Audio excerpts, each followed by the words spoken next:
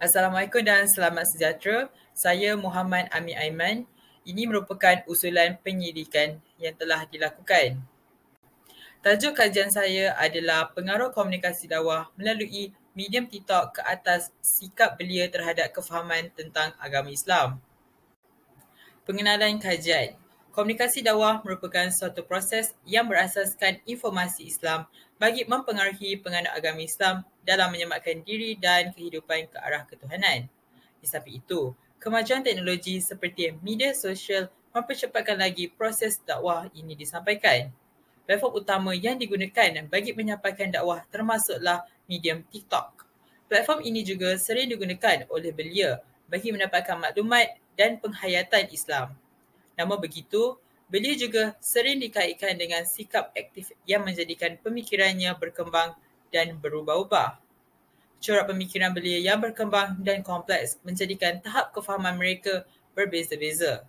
Oleh itu, kajian ini dilaksanakan untuk mengetahui pengaruh komunikasi dakwah melalui medium TikTok ke atas sikap belia terhadap kefahaman tentang agama Islam.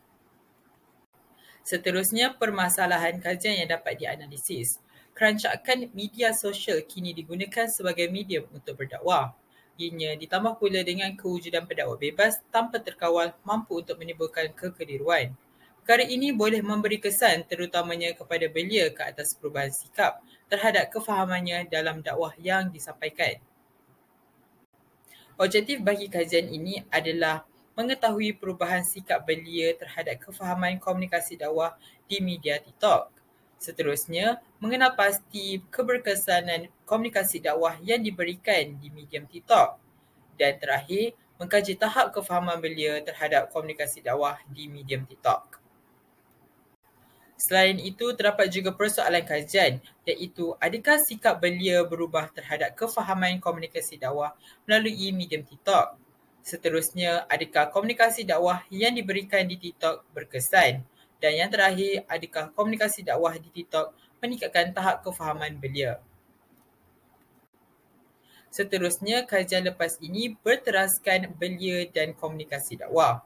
Belia adalah aset negara dan menjadi tunggak pembangunan masa depan negara.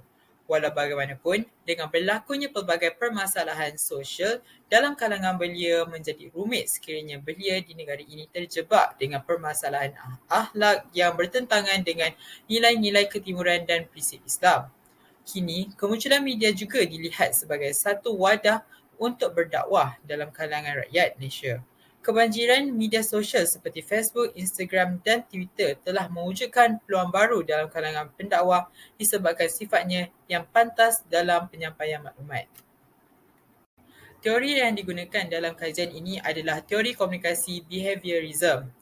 Teori ini mencakupi tentang perilaku terhadap tindak balas atau respon terhadap sesuatu stimulus dan rangsangan. Stimulus merupakan input manakala respon adalah output. Oleh itu, jika rangsangan atau stimulus ditonjolkan dan diketahui, maka gerak balas dapat diramalkan.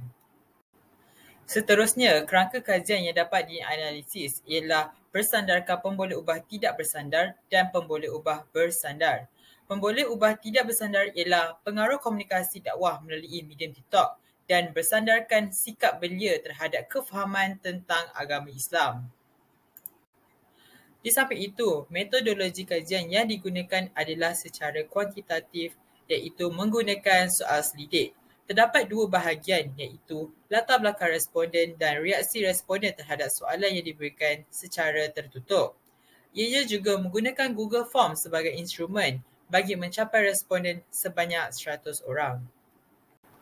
Analisis kajian yang dapat diterima daripada data yang terkumpul adalah untuk mengetahui perubahan sikap belia terhadap kefahaman komunikasi dakwah di medium TikTok. Seterusnya, ingin mengetahui tahap keberkesanan komunikasi dakwah yang diberikan di dalam media TikTok. Seterusnya, ingin menganalisis tahap kefahaman belia terhadap komunikasi dakwah di medium TikTok. Sekian sahaja usulan penyelidikan daripada kajian yang dilakukan. Terima kasih.